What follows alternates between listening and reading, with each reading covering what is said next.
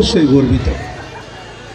যার কথা বললেই নয়, তিনি হলেন ডক্টর মোহাম্মদ কবিরুল্লাহ।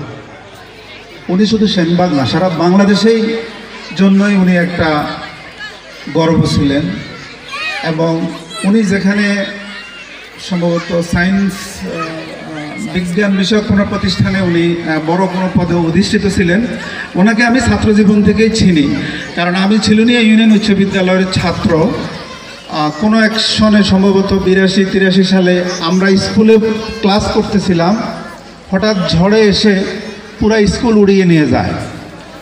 সেই স্কুল আবার নতুন করে পুনর্গঠনে ওনার নেতৃত্ব আমি স্বচক্ষে দেখেছি। সেই থেকে ওনার কাছাকাছি আসার সুযোগ হয়েছে।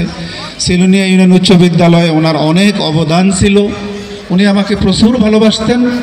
উনি হয়তো কখনো ভাবেন নাই যে ছিলুনিয়া ইউনিয়ন উচ্চ বিদ্যালয় থেকে কেউ না কেউ একবার প্রথম বিভাগে উত্তীর্ণ হতে পারে এবং সেনবাগের মধ্যে প্রথম স্থান অধিকার করতে পারে।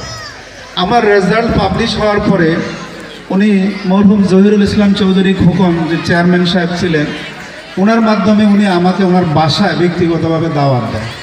আমি তখন মাত্র এসএসসি পাস করেছি।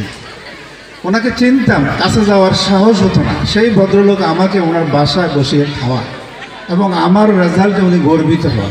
পরে যখন জানি উনি যে কত বড় মনের মানুষ, তখন আমারই গর্বে বুক ফেটে যায়। সেই ডক্টর কবিরুল্লাহ সাহেব এই প্রতিষ্ঠানের প্রতিষ্ঠাতা। ওনারা দুজন, কেউ জমি দিয়েছেন, কেউ প্রতিষ্ঠা করেছেন।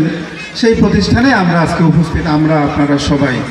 মহান আল্লাহ রাব্বুল তাআলা ওনাদেরকে ক্ষমা করে দিন এবং বেহেশতে নসিব করুন।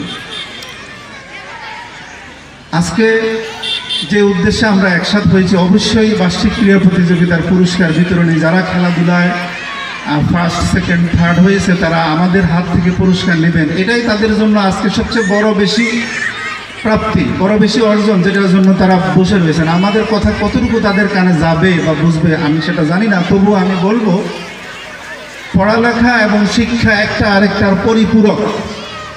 এবং আপনি যদি